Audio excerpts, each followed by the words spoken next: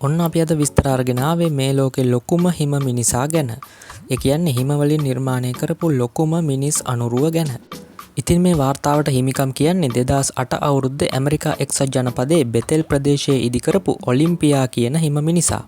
මිනිසා කිව්වට මෙතන හදලා තියෙන්නේ කාන්තා අනුරුවක්. මේ හිම මිනිසාගේ උස මීටර 37.2ක්. හිම කිලෝ මිලියන 6ක් භාවිත කරලා තමයි මේක හදලා තියෙන්නේ. මේ යෝධ හිම මිනිසාගේ අත් දෙක විදිහට සවි කරලා තියෙන්නේ විශාල ස්ප්‍රූස් ගස් දෙකක්.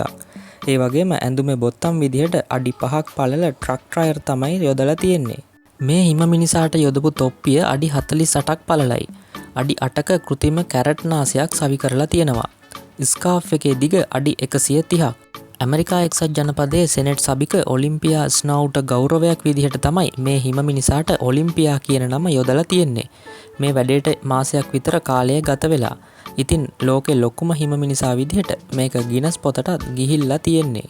මීට කලින් ලොකුම හිම මිනිසාගේ වාර්තාව තිබුණෙත් 1999 දී මේ ස්ථානයේම හදපු මීටර 34.6ක් උස හිම මිනිසාට. කොහොම වුණත් මේ ඔලිම්පියා කියන හිම මිනිසාට වඩා උස හිම මිනිසෙක් 2020 ඔස්ට්‍රියාවේ ඉදි කරලා තියෙනවා.